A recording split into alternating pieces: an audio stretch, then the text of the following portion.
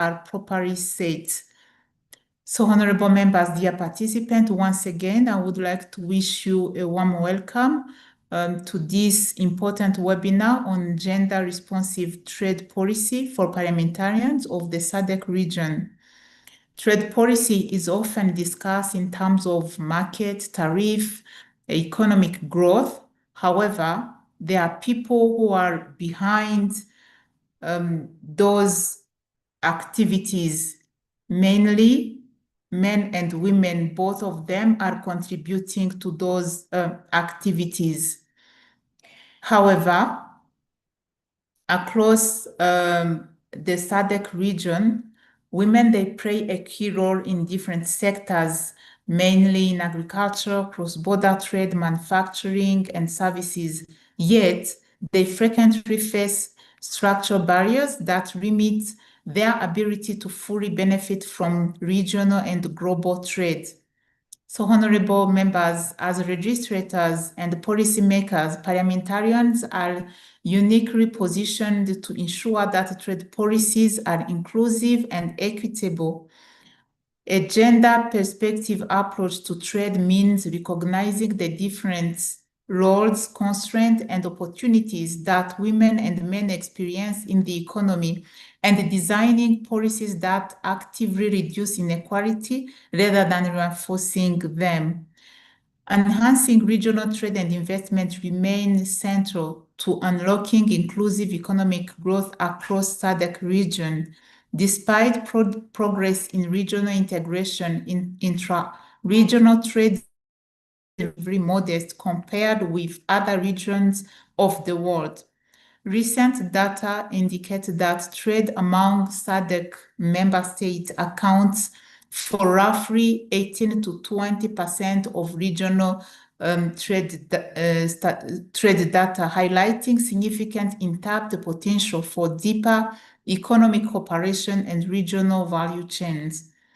Encouraging efforts to implement the SADC free trade areas, where approximately 85% of goods now move freely, have contributed to gradual improvement in intra-Africa trade flows and increased opportunities for cross-border, particularly for small-scale businesses, which include mainly women.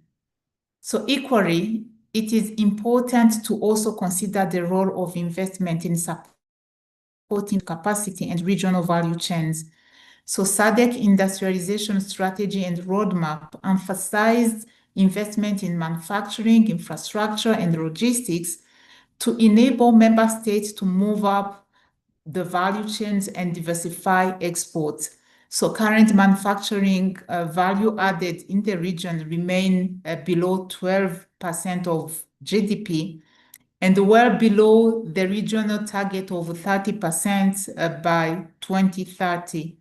This illustrating the need for stronger investment in productive sectors that support regional trade. By promoting investment in industries such as agro-processing, mining, and light manufacturing, SADC countries can strengthen intra-regional supply chains, create employment opportunities, and ensure that regional trade delivers benefits for communities across the region, and more specifically for women-owned businesses. So this webinar provides an opportunity to reflect on how policy frameworks, regional agreements, and national registration can better support women economic empowerment. It is also a space to exchange experiences, learn from emerging practices, and consider practical tools that parliamentarians can use in oversight, registration, and policy dialogue. So strengthening gender responsive in trade policy is not only a matter of fairness, it is also smart economics. When women are able to participate fully in trade, economies become more productive, communities more resilient, and development more sustainable. I encourage all the engage actively in today's discussion, share your perspective from across the region, and explore how we can collectively advance trade policies that work for everyone, that are inclusive. So thank you for joining the today webinar.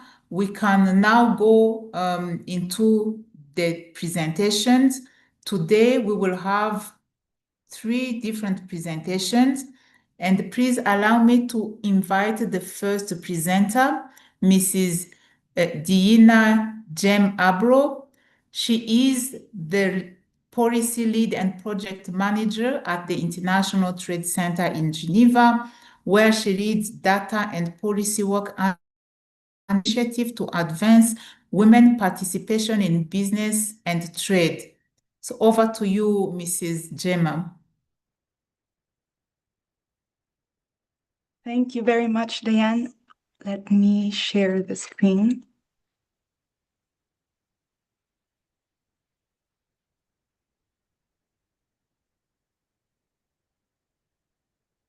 Can you see it? Yes, please go ahead.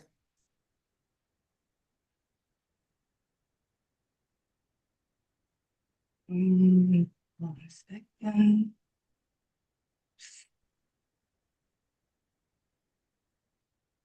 Sorry.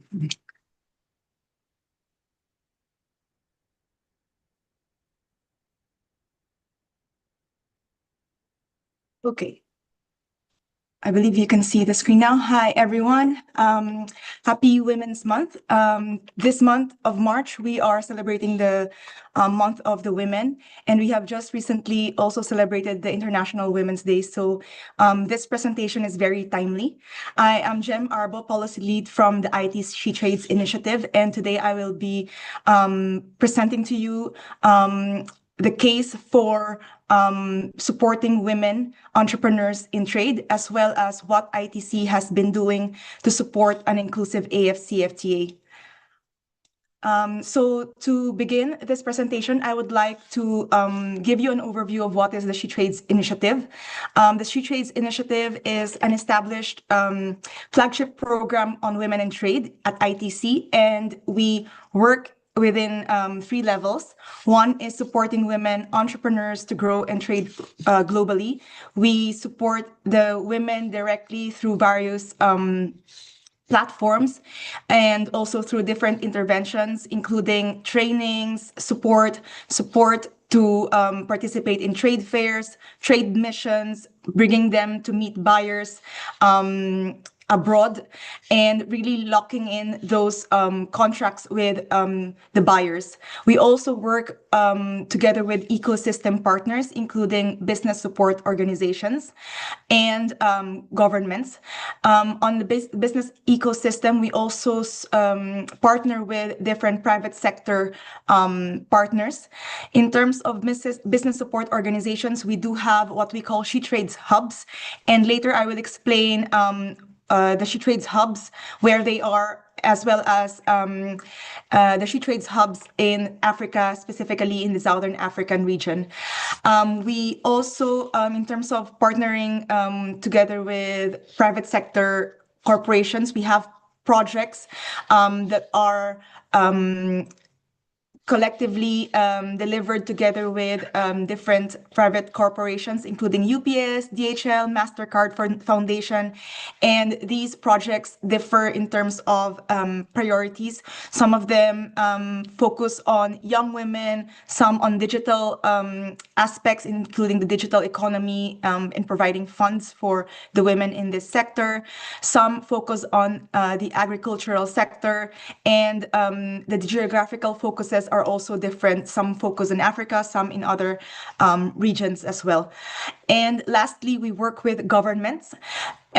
We do have the She Trades Outlook tool, which I will explain to you in a while. This is our main tool for engaging with policymakers.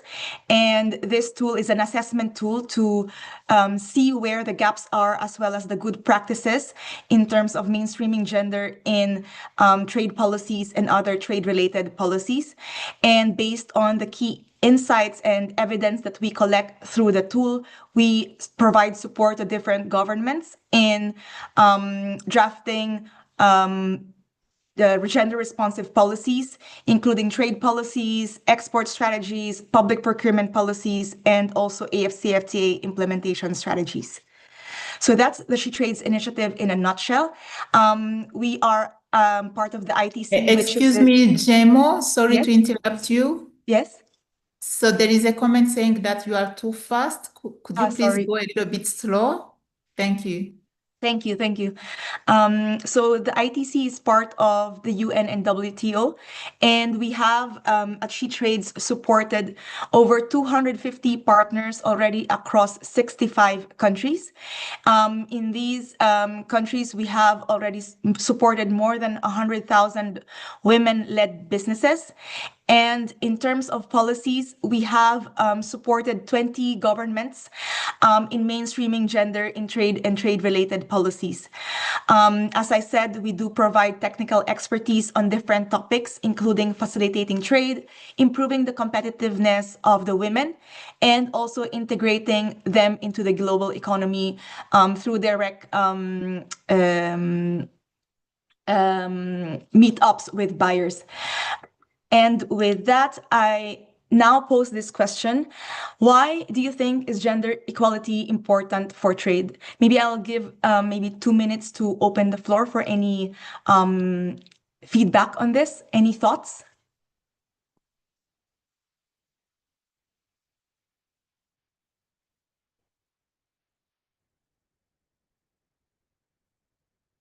Anyone who would like to share their thoughts? Why do you think gender equality is important for trade?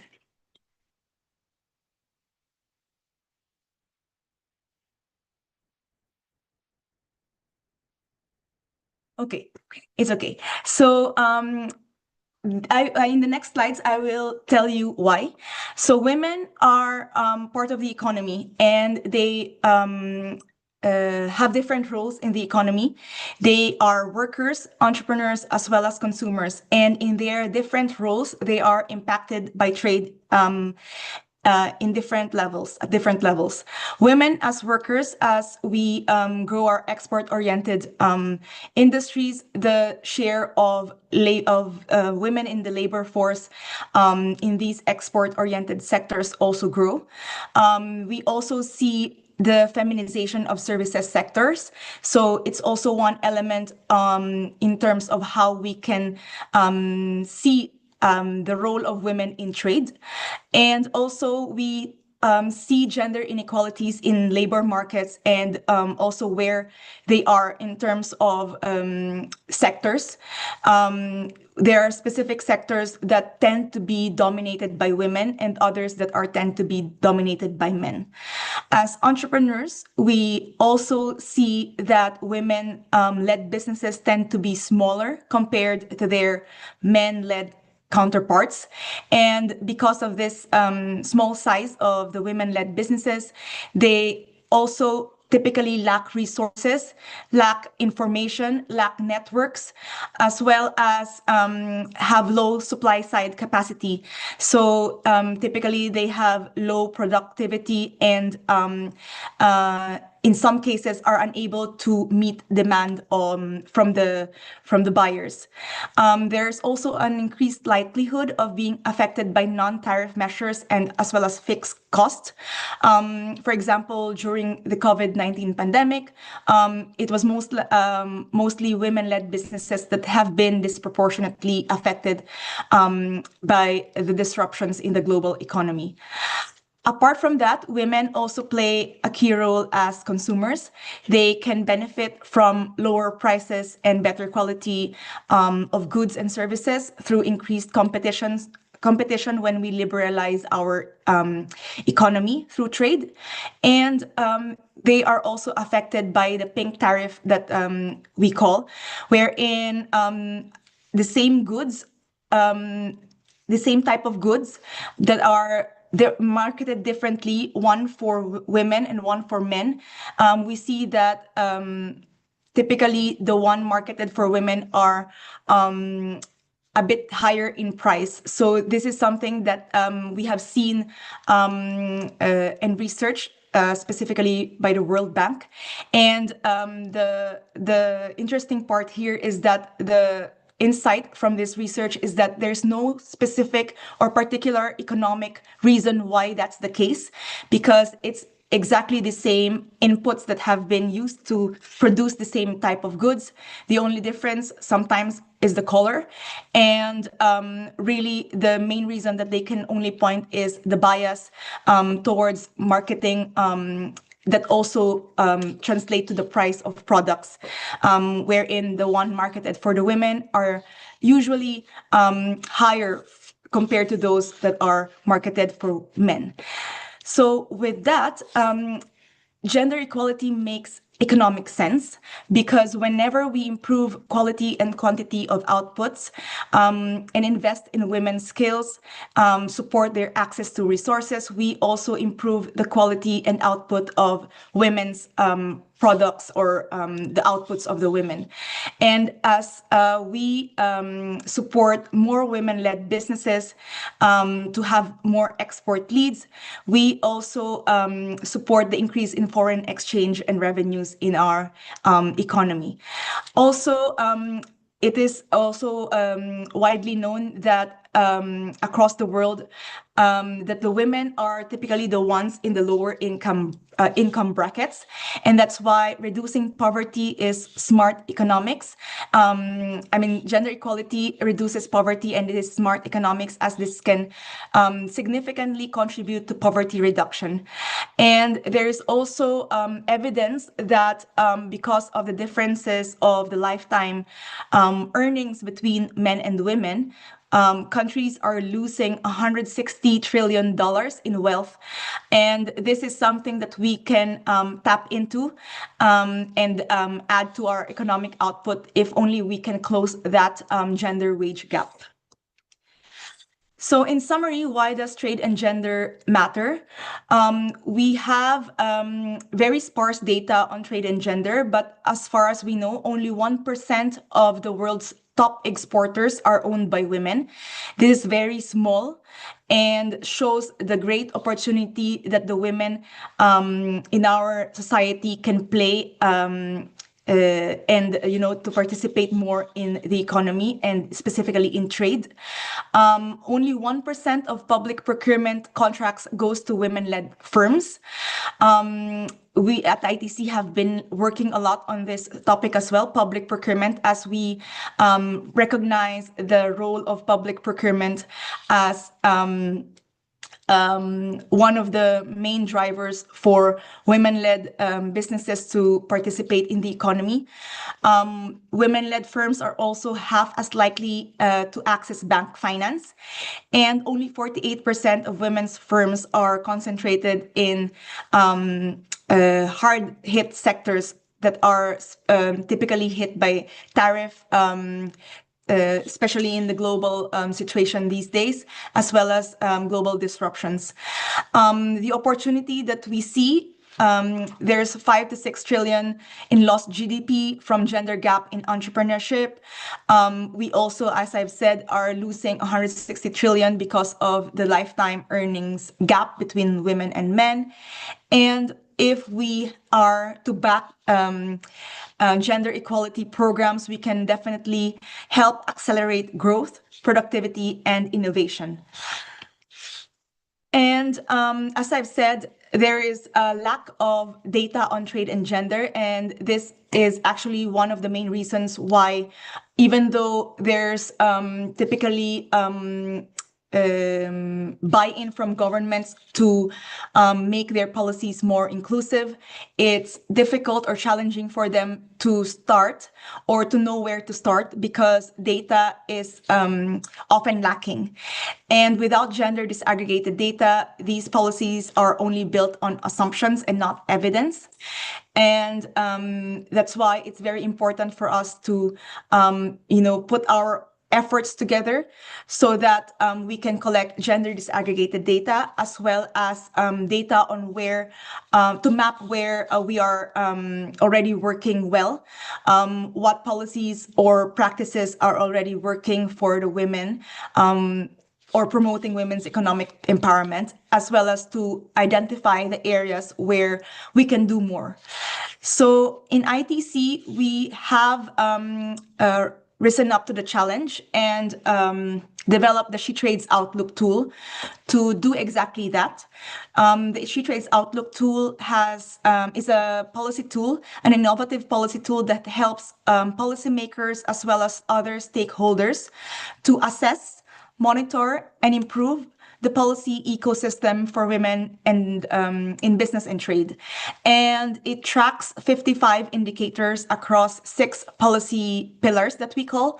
Of course, it looks at the gender responsiveness of trade policies, but also looks at the entire ecosystem, including the legal and regulatory framework, the business environment, access to skills, access to finance, as well as work and society.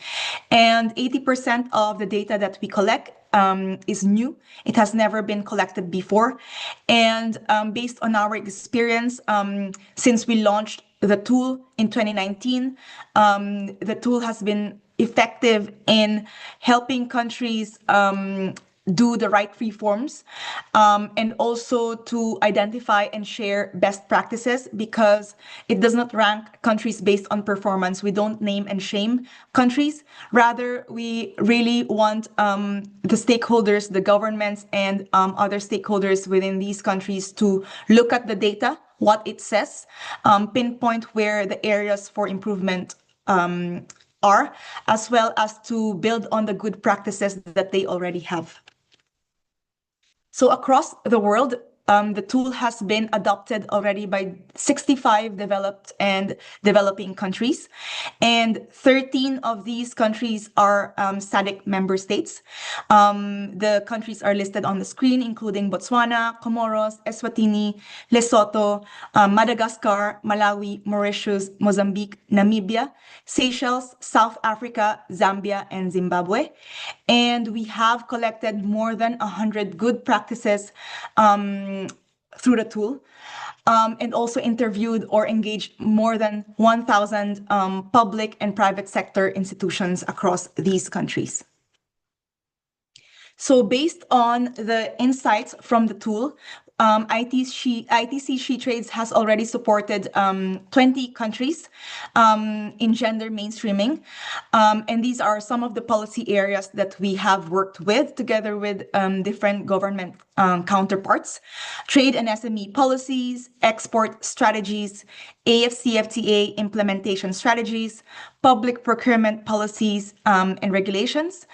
During the COVID-19, we have worked on this as well to ensure that the stimulus package reaches the women-led businesses, as well as ensuring that governments adopt standard definitions of women-led and women-owned businesses, as this is actually one of the reasons why most of the time there's no gender disaggregated data. It's because in most countries, women-led or women-owned businesses are not properly defined. So it's difficult for implementing agencies to actually target the right group of women, and also to identify where they are in the economy. And obviously this also translates to different issues. Some governments or different institutions are already providing support to the women-led businesses, but because the different institutions are using different definitions of what is a women-led or women-owned businesses, they tend to target different groups of women. And this makes, this becomes a problem because the women-led businesses actually are not able to get a comprehensive support, which they typically need. They might only get access to finance support. Some of them only access to skill support. And typically what they need is that, cohesive, comprehensive support from the different organizations, different institutions. That's why the definitions of women-led and women-owned businesses are definitely important. So far, these are the countries that we have supported in terms of mainstreaming gender in trade policy. Some of them are in Asia, some are in Africa, and some are in Latin America. So today I'm happy to show you the results of SheTrade's Outlook in the SADC member states, the 13 ones that we have in SheTrade's Outlook. At the moment, Angola and DRC are we are going to collect the data this year, but most of the countries that you see on the screen, the data have been collected back in 2019, 2020, as well as 2021. As you can see, on average, the top scoring pillars are access to finance, followed by access to skills, as well as business environment and legal and regulatory framework. However, the lowest scoring pillar would be the work and society, and the data also shows that there's really more to do to mainstream gender in trade policy. So to show or to give you a bit more flavor to what this data mean, so these are the areas where on average, the SADC member states have been doing well. First is incorporating gender considerations in FTAs, ratifying the CEDAW and ILO conventions, for example, on maternity protection, as well as anti-discrimination in employment. Many of the SADC member states that are part of the SheTrade's Outlook have also established laws that provide women and men equal remuneration, also rights to property and access to credit, and laws that prohibit discrimination in employment and also prohibit sexual harassment. Most of the countries have also established help and information desks to assist companies in complying with trade regulations. There are also support services in most of these countries to support entrepreneurs whenever they start a business or establish a company. There are also many women business associations that are existing in these countries. And this is actually very important as we know that women tend to lack networks, and women's business associations do provide that platform for them to network, not only with other businesses, but also with the different actors in the ecosystem, in the trade ecosystem, such as business support organizations, the trade ministry itself, as well as other partners, including development partners. There are also business skills trainings programs for MSMEs that are existing within the region, and digital financial services are also available. There are also trade finance schemes to facilitate trade, and women-led businesses are also being supported to participate in trade fairs. However, there are also areas for improvement. First of all, there's still an opportunity to include women in policy consultations. If we don't include the women themselves in the consultations, it's going to be very difficult to know exactly their priorities, their needs, their challenges, and to incorporate them into the policy-making process, as well as when we finally draft the policy solutions and finally adopt those policy measures. So it's very important to ensure that the women are part of the consultations, not only the women leaders, but also the women entrepreneurs themselves, the women producers, etc. There's also an opportunity to provide training to trade and customs officials on gender mainstreaming and/or trade and gender issues, to also establish a trade and gender focal point within the government, and to ensure that this focal point is not just a token focal point, but rather a person or a unit that is empowered with clear mandate, with clear roles and responsibilities, and that their work is really integrated within the whole trade ecosystem and the whole process in policymaking. There's also an opportunity to use gender indicators to implement trade policy and track progress. Also, very important to conduct gender impact assessments before and after signing a trade agreement to understand how these trade agreements, how liberalization of our economy affects women in our society, because this is something, as I said, the data on this is very sparse, it's lacking. And it's about time for us to understand how really trade affects the women in our society. There's also an opportunity to implement a single window electronic interface to facilitate trade, ensuring that this is fully implemented and harmonized, as well as that to ensure that the institutions involved are really, informed and well capacitated to use and use and execute, or the single window whenever whenever the trade process is being carried out. Lastly, there is an opportunity to collect gender disaggregated data on exporting companies. Again, this is related to the lack of definition of a women-led and women-owned business. There's also opportunity to collect data on the vendors in public procurement.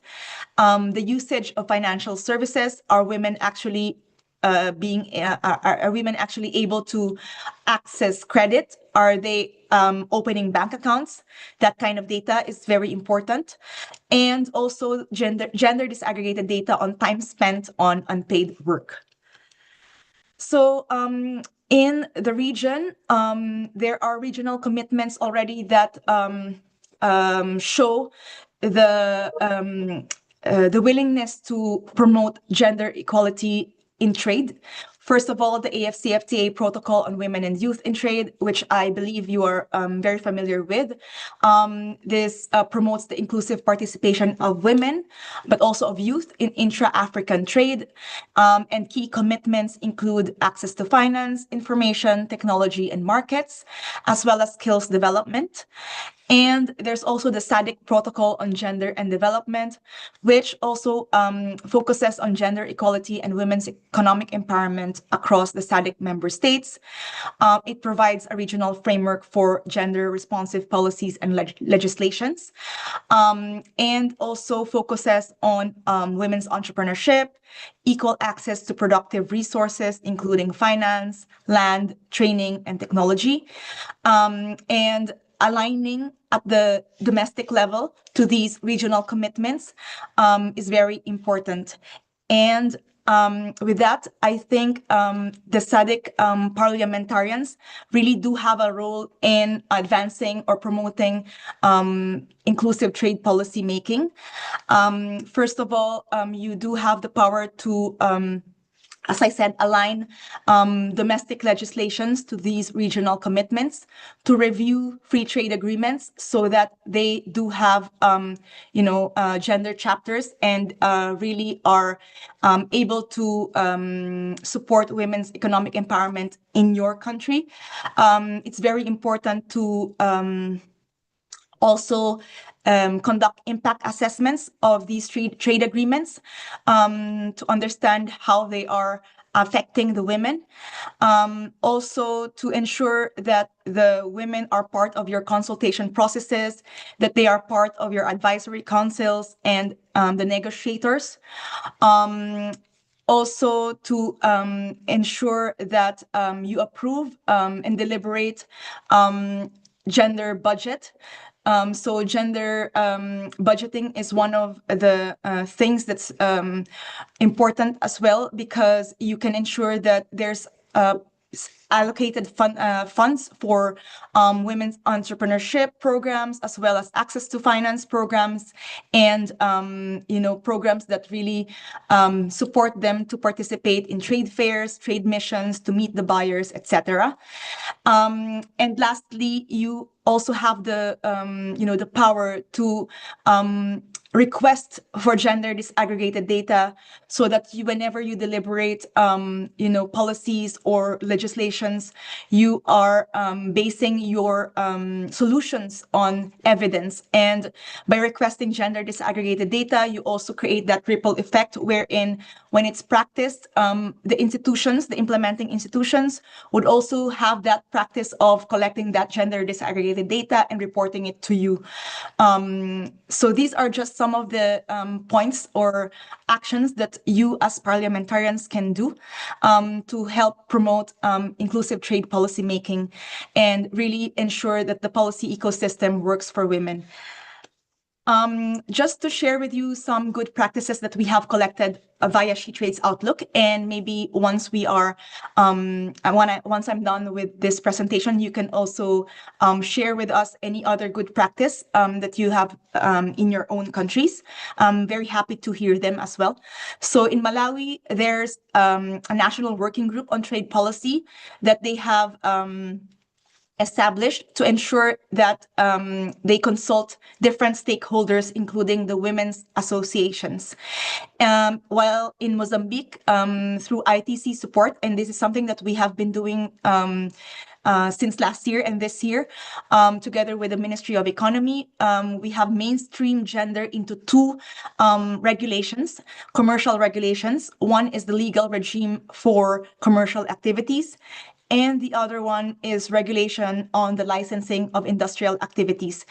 And we have done expert review of the draft policies, as well as to have different multi-stakeholder consultations as well online. And actually next week, we're going to be in Maputo to have a deliberation of the policy, to also train the trade ministry staff on how to ensure that gender is mainstreamed as well in the implementation, and also to raise awareness of the women-led businesses in Mozambique on these two regulations, as well as other instruments, trade instruments that the women-led businesses can leverage so that they can participate in global trade as well as intra-African trade. In Zambia, they have adopted and used standard definitions of women-led and women-owned businesses. Zambia Procurement Authority has established a preferential scheme in public procurement for women-led businesses, meaning they do have certain allocations that are specifically for women, so that they ensure that a certain percentage of public contracts go to the women, and they also employ different targeted measures so that the women-led businesses can smoothly participate in public procurement. However, at that time, it was difficult for them to target the women-led and women-owned businesses because they don't really have that definition. And with ITC support, we have also done different consultations with them on what are the definitions, how they can use it in public procurement, how to verify, etc. And finally, they have adopted it back in 2023. In Zimbabwe, there is a national financial inclusion strategy that's being implemented, and financial institutions are mandated to collect gender disaggregated data.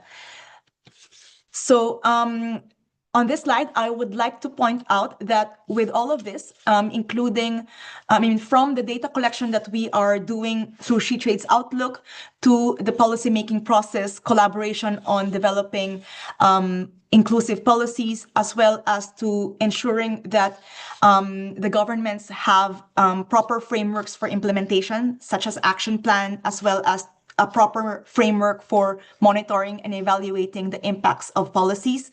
Throughout that process, we involve different stakeholders. It's always a consultative approach. And I would like to highlight that stakeholder engagement is very important. We cannot work in silos if we want to advance gender equality and women's economic empowerment. It's really a task for everyone. It's not only for the women's organizations. It's not only for the ministries of trade. It's not only for the BSOs. It's not only for you parliamentarians, but rather it's really the whole ecosystem that has to come together and play each one of these actors plays a role, and without one actor, it's very difficult to ensure that the women-led businesses have that comprehensive support. And apart from that, it's also important to ensure that when we do consultations, all the different stakeholders are there, not only to include their priorities, their insights, their feedback, but also to ensure that they are well aware of whatever policy, inclusive policy we are creating or currently developing. Because once we move to implementation, again, it's not only the regulatory body or the policymaking body that's going to be responsible for the implementation of the policy. It's going to involve the different actors. So that's why it's important that from the beginning, from the development of the policy, you already include all your stakeholders. And that's exactly what we do in She Trades. Just to also let you know that we do have the She Trades hubs. These are business support organizations. Jim, please try to wrap up. The Yes. time is not on our side. Yes. So these are business support organizations, typically trade promotion agencies or women's business associations. And the main point is to ensure sustainability of She Trades programs in the different countries, so that when ITC is no longer in the country, the hub is still there because it's a local institution and they are capacitated to develop new programs or to continue supporting the women in the country. And across Africa, we do have 1 regional and 7 national hubs. The regional hub is in MENA, in Middle East and North Africa. And national hubs, we do have 2 in SADC, 1 in Mauritius and 1 in South Africa. In Mauritius, it's the EDB. And we have achieved the different success stories that we have on the screen: 100,000 of sales in different sectors, over 1,000 women-led businesses trained by these hubs. We train the hubs, and then they also independently train the women themselves across different types of skills, technical skills, business-oriented soft skills, etc. Lastly, we also connect these hubs to different organizations, not only within the country, but also abroad. And we also provide them a platform to exchange ideas, exchange best practices, as we always annually convene these She Trades hubs to deliberate and really discuss what they have done throughout the year and share best practices so that other hubs can also replicate those ideas in their own contexts and countries. So maybe I'll go through this very quickly, but in 2019 to 2024, we have deployed a GIZ-funded project wherein we consulted different women's business associations, not only in SADC, but across the whole continent of Africa. We saw the need for such, as during that time, the AFCFTA was only being negotiated, and the women's business associations didn't really have a platform for a consolidated voice, to raise their voice in a collective way. And that's why we have started consulting them, listing all the women's business associations in the continent. And at the end of the project, we did have 160 plus women's business associations. And we have then established the Continental Network of Women's Business Associations in Africa. We have supported their official registration in November 2024 in Accra, Ghana. It's a legal entity now. And we have supported their first meeting and board elections. And I do hope that our chairperson of the Women's CONWOBA, that we call Continental Network of Women's Business Association, is here with us, Madame Di Macazzo. I will pass the floor to her in a while so that she can share with you what the CONWOBA is all about, what their aspirations are, and why they are a solid partner for different stakeholders in the continent and globally, for whenever we want to have programs or projects within the continent. Just to wrap up, apart from consulting the WBAs, we also have provided them with capacity building, not only technical skills, but also policy advocacy skills. We have developed this 5-step approach policy guide that women's business associations can use so that they can lobby to their governments, raise their concerns and priorities. We have also built institutional capacity building, as well as supported inclusive policymaking. So we have, through the consultations with the WBAs, we have identified priorities, and they have drafted AFCFTA Phase 1 recommendations, which they have pushed forward during the negotiations process. We have had different dialogues, and this is ongoing up to now, on the AFCFTA protocol on women and youth, how this can be leveraged at the national level, how domestic policies and trade policies at the national level can be aligned to the protocol, and to ensure that the women-led businesses are informed of these trade instruments. We have also supported already some countries in mainstreaming gender in the national AFCFTA implementation strategies. And these are just some of the resources that we have that are also available to you. We have SheTrade's policy briefs, specifically on AFCFTA, and also country policy briefs. In the SADC region, we have 3 already, one in Mauritius, Eswatini, and then Malawi. We also have a policy brief specifically on the insights from the SheTrade's Outlook tool across the entire African continent. And all of them are available on the SheTrade's platform.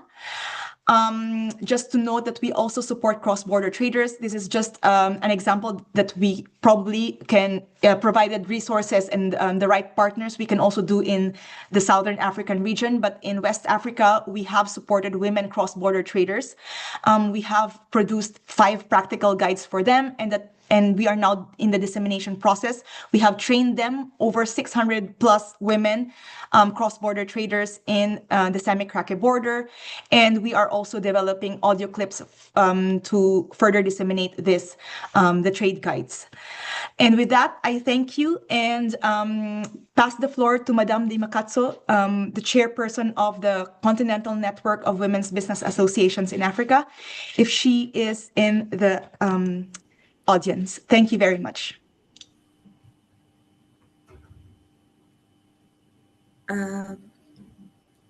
Thank you very much. I don't know, Chair, if you can allow me to present. I will try to be as quick as I can.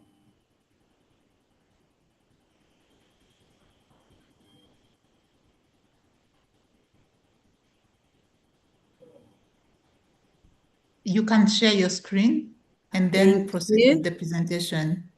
Thank you, Chair.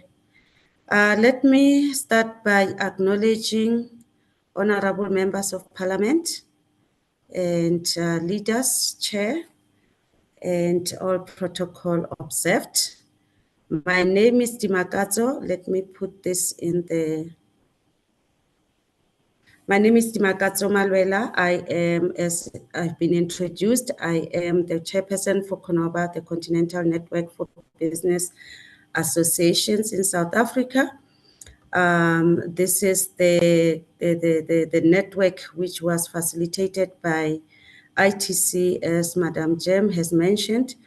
And yes, we are indeed in a continental network that is representing women business associations, over 170 women business associations in Africa. And allow me to also mention that in South Africa and in the Southern region, we are represented on CONOBA by Women of Value Southern Africa. That is the organization that has signed the MOU with SADC Secretariat, and it is implementing the programs within the region. And I think we will be able to carry forth the discussion with the parliamentarians going forward. This is just to show you how the members from the Continental Network are representing various regions, not that we only are representing one region.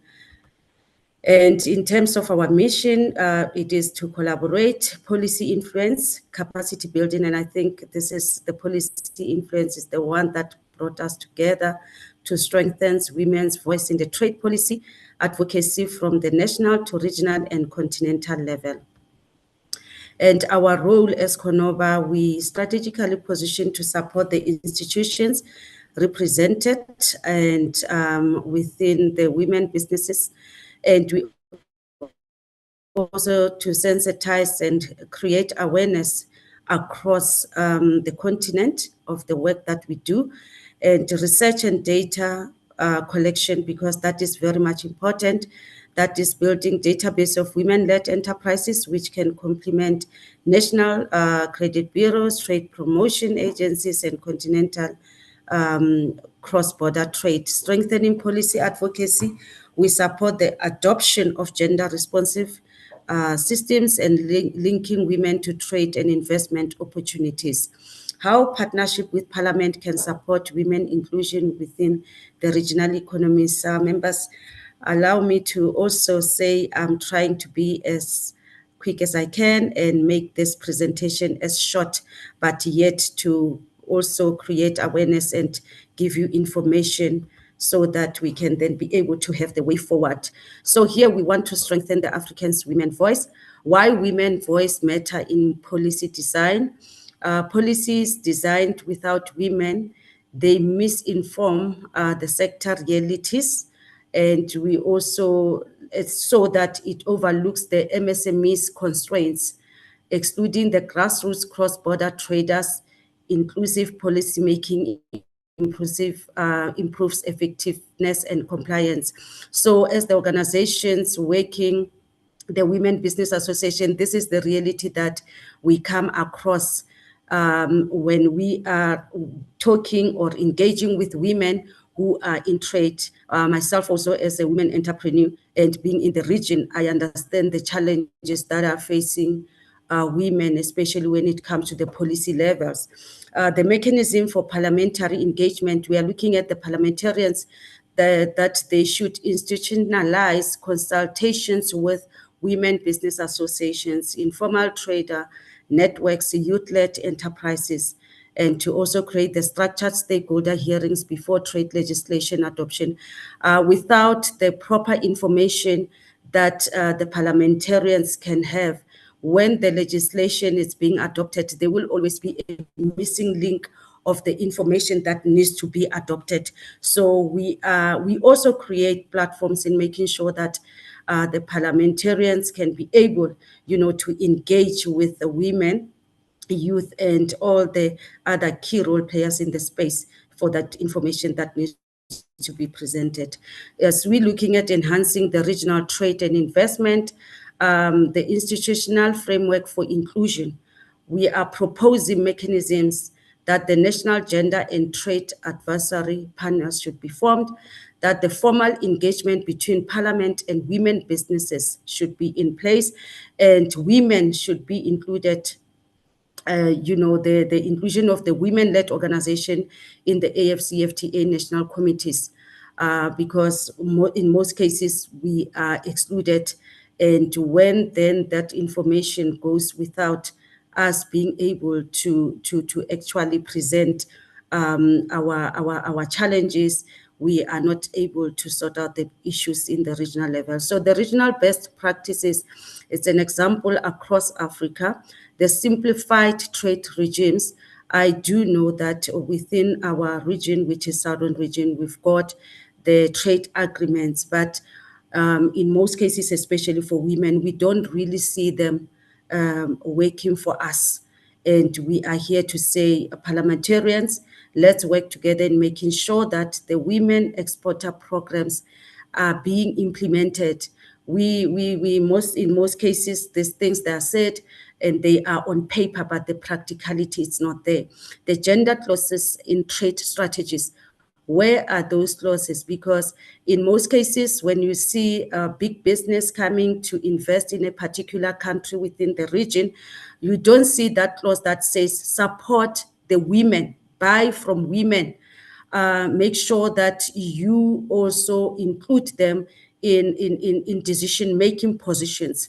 The digital trade acceleration initiatives, we want to see those initiatives being in place and being implemented. The parliaments can replicate and scale best practices across the SADC region.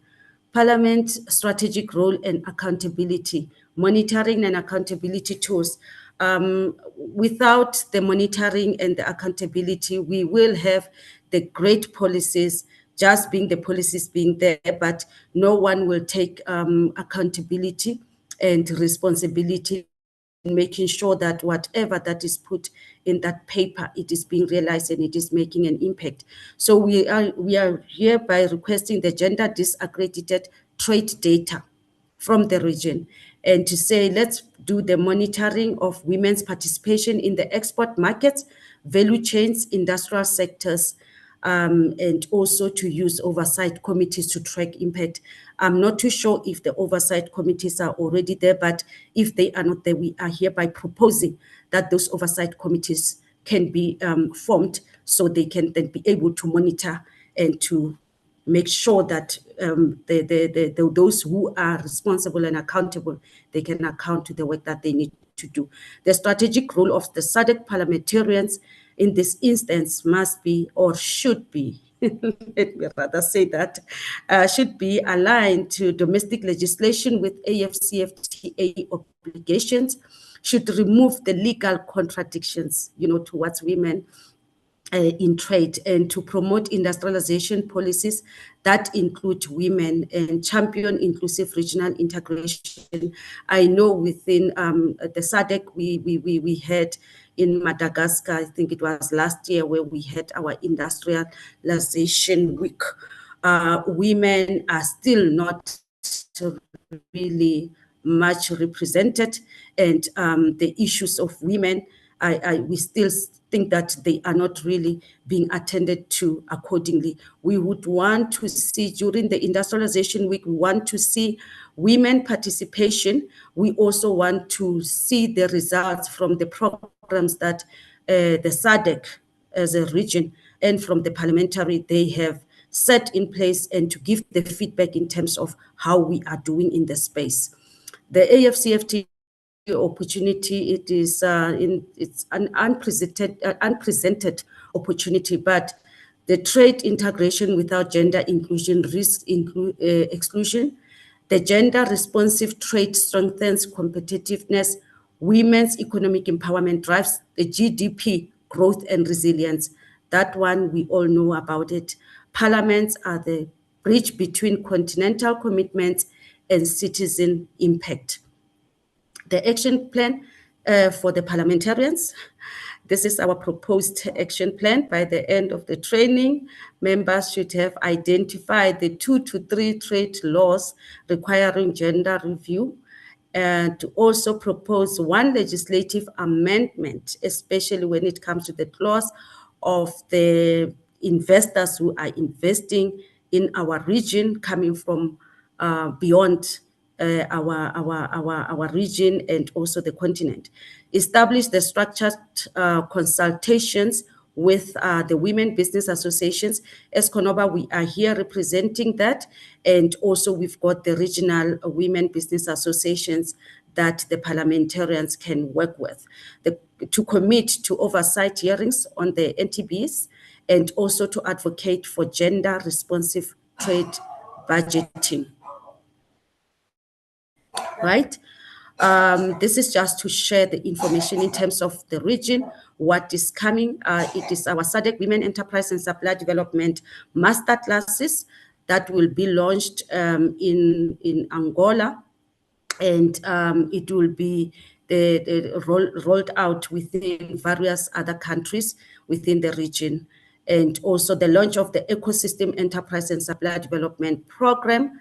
Obviously, when we talk about... Sorry, Madam, please try to wrap up. We are running out of time. Yes, ma'am, I'm wrapping up. And we're also looking at the SADC Revive and Thrive Tourism and Hospitality Transformation Program. We've got the Konoba Inter-Africa Trade and Investment Congress coming up in July in Johannesburg. We also have the SADC Women in Tourism during the Africa Travel Indaba in Durban and the Africa Tourism Infrastructure Summit. This is all the programs that are happening within the SADC region. The closing call for collaboration.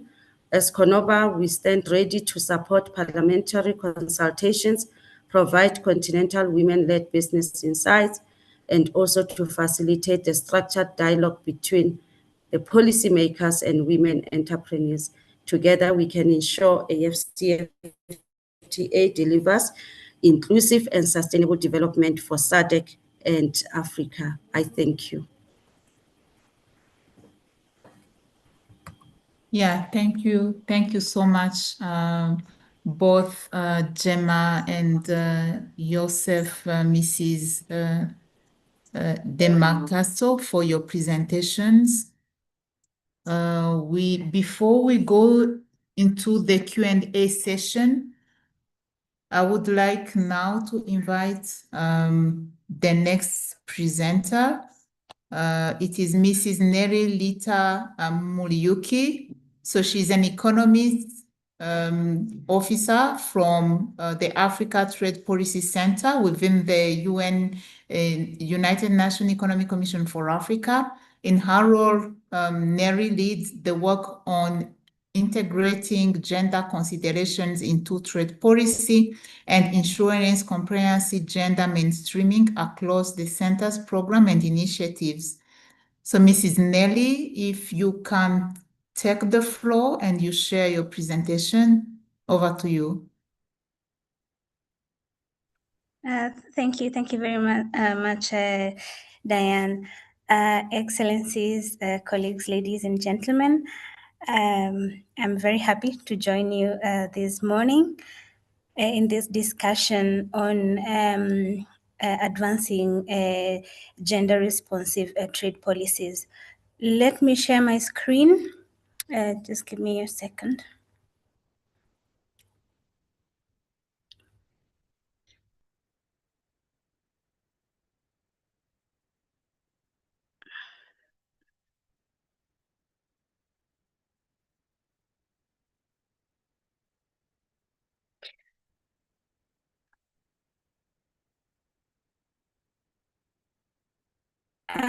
Diane, please confirm if you can see my presentation. Yes, please, but put it in the presentation format. Yes. Okay. All right.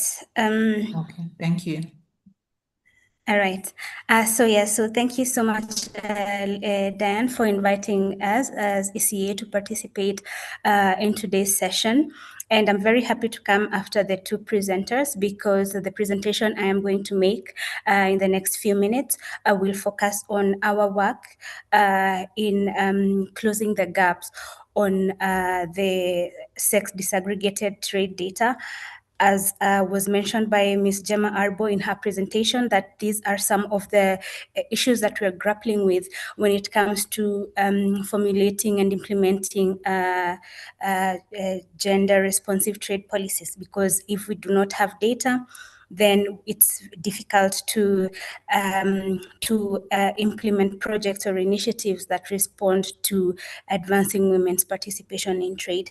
So as it has been said, I am Nelly Muriuki. I am an Economic Affairs Officer with the African Trade Policy Center, which is a specialized unit within the Economic Commission for Africa that focuses on supporting countries to review trade policies and also formulate and implement inclusive trade policies.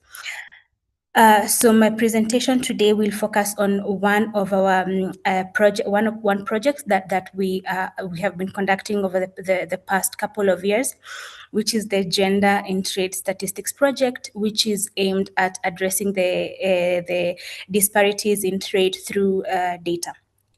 So in this project, we are working with national statistical agencies of a few countries that we have started with to help them in strengthening their capacities to use existing data to analyze the trends of women's participation in trade and with a view of shaping policies that respond to supporting women to engage more in cross-border trade within the context of AFCFTA, but also outside of the continent.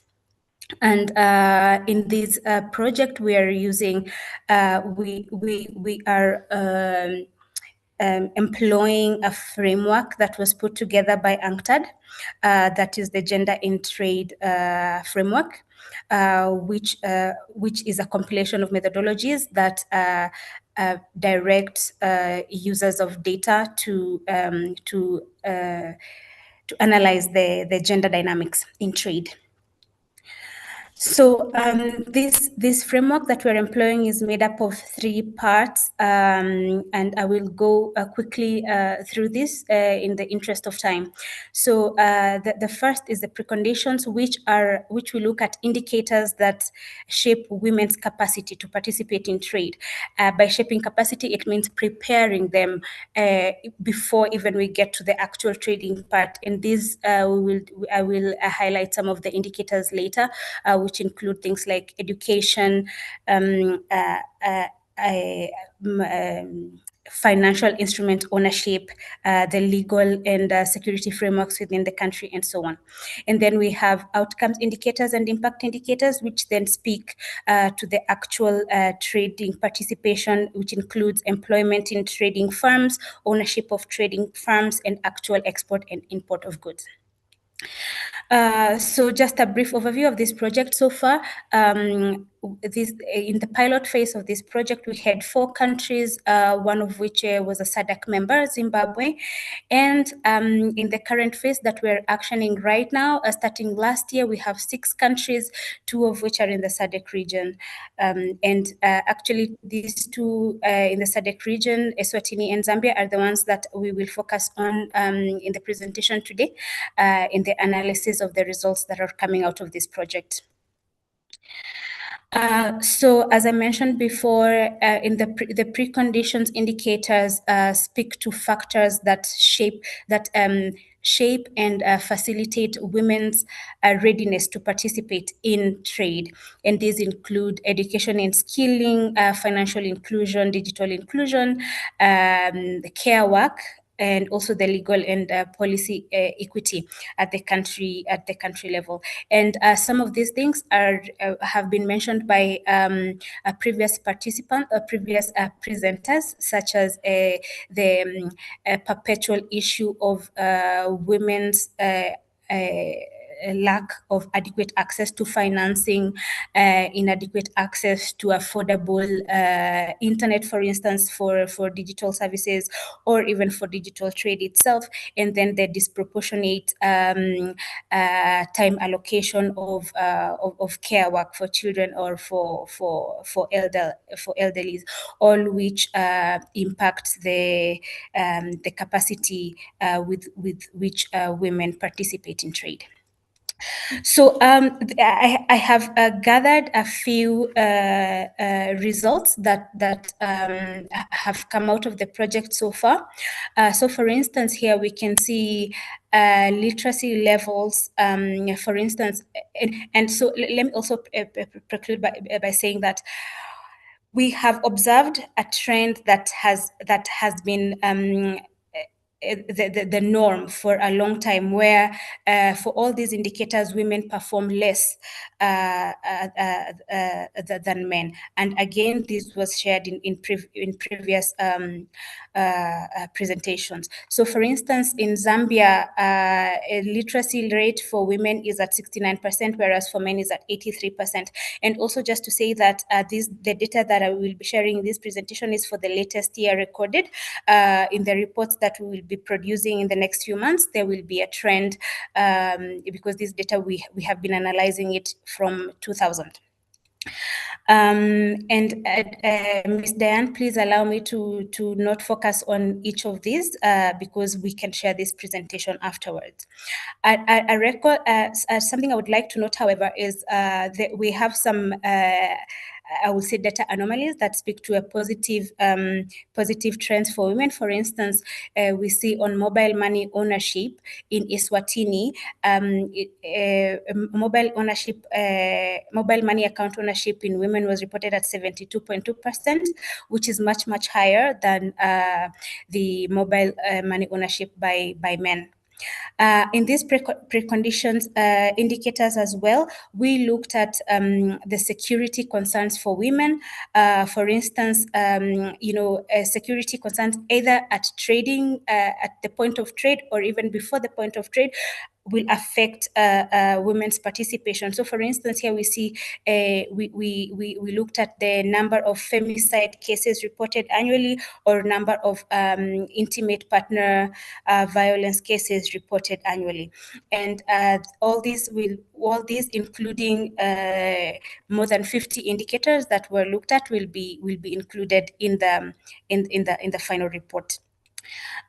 For the impacts and outcomes indicators, we looked at 4 main categorizations. We looked at employment, looking at how the levels of employment and the quality of employment of women and men in trading firms. So how many hold permanent contracts, how many hold temporary contracts. We also looked at the ownership structures of trading firms, how many are fully owned by women, how many are partially owned by women, and this then again speaks to the issue of women owning and women leading trading firms. And then again, we looked at the actual value of import and export by women and men. And then again, in the analysis of the result, we'll also see what was mentioned earlier, that it is a norm in most countries and in Africa and also in beyond, that women participate in trade at a smaller scale, so the benefits they derive are much smaller than the benefits that men derive from import and export. And also we looked at the sectoral participation in trade, looking at which sectors are women participating in mostly, so we can look, so that we can have a clear picture of the sectors which women are not participating in, and then it can lead to questions as why are women participating in these sectors and not in the other sectors, also to inform trade policies going forward. So on the outcomes of this, the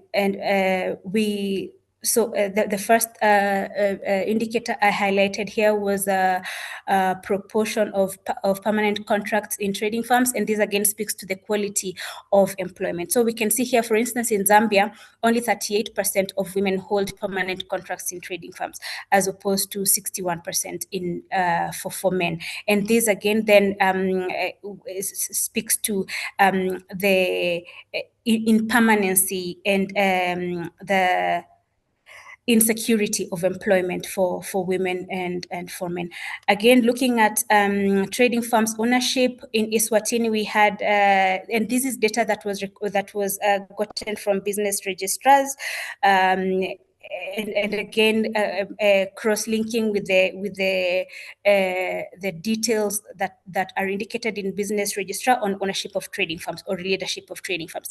So we can see, for instance, here in the latest data, the latest year of data available in Eswatini, we had almost 800 trading firms owned by women, as opposed to almost double that owned by men. Here, the case for Zambia, this data is for 2024. These, I will say here, it's when we see here that 45 trading firms were owned by women and 428 owned by men. This actually is a decline from 2022 figures, where we had more than 1,000 trading firms by men and more than 300 owned by women. But again, like I said, this data is for the latest year that we have. Then we can see also the volume of goods imported. Both of these cases, both of these countries record a much higher volumes imported by men as opposed to the volumes imported by women. And the same case for exports, it tells again the same picture, where we see that women's participation is much at a much lower scale than for men. The top trading sectors, again, here we say that this analysis was done to have a clear picture of the sectors in which men and women are mainly operating. This here, the data here is for data recorded by revenue authorities for the last recorded year, which was 2024 for the both countries. Some of the results that are coming out prominently in this project is that there is need to increase the scale at which women participate in trade, and to address the barriers that are affecting that are limiting effective participation, such as we have said, the small farm size and small numbers, lower productivity, limited access to finance, to information, to digital services, and so on. And then the other thing that we will be looking to address is the need for institutional coordination, and also the need for building gender responsive statistical frameworks to be able to gather, analyze, and disseminate the data on women's participation in trade. And then the policy priorities include increasing number of women-owned enterprises, expanding access to affordable financing and digital services, and investing in care economy to ensure that women are allowed the same or at least proportionate time to dedicate to their trading activities, same as the male counterparts. So this project is not yet concluded. We are midway. We are midway through it. We are, as I said before, we are working with the national statistical agencies because they are the main data holders in the countries that we are working with, but also in all other countries. And also because they are the best placed institutions to be able to gather data from all institutions that house or are mandated to engage in various parts of trade data flows, and also for data on gender perspectives in trade. We are so right now the coverage of this project is only 10 countries. So we have a task ahead of us to ensure coverage in all countries in Africa, so that we can finally then close the data gaps on gender participation in trade. Ultimately, the results from these projects are useful at country level, but also at international level for development partners and other institutions such as ourselves, who are mandated to address issues of economic growth and regional integration, for instance, at ECE. And so the results of this, the final report of this project will be out in the next 2-3 months. And as we work closely with UNCTAD, so we will be sure to share the final reports with our colleagues at UNCTAD who are facilitating this training program, and then they can reach all members participating here. Thank you, Diane. Yeah, thank you so much, Nelly, for the presentation. We can now go to the Q&A session to see if there is any comments from the audience. Honorable members, if you have any comment or you need any clarifications from the presentation, please raise your hand. But in the meantime, please allow me to thank Mrs. Diana Jimo Arbo, Mrs. Dima Castro, as well as Mrs. Neri Muriuki for the presentations you shared with us. It was very interesting to go through all those programs and initiatives you are implementing at continental level to ensure that women are very well represented in the trading system and in the business activities. So if you have any comments, any question, anyone from the audience, you want to comment on the presentations or you need clarification?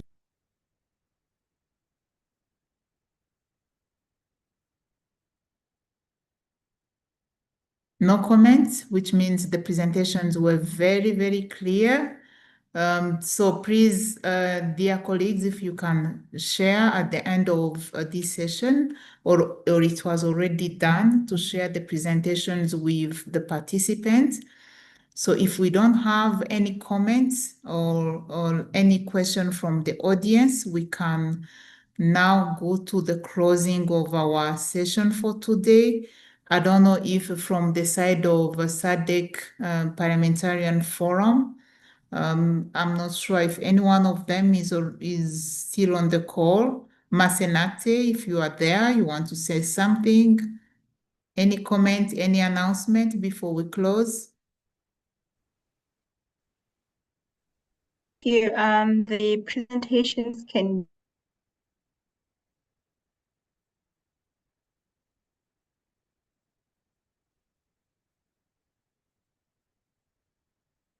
We can't hear you.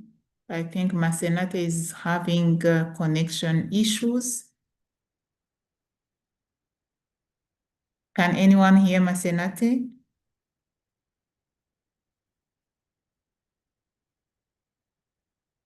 No, we cannot hear.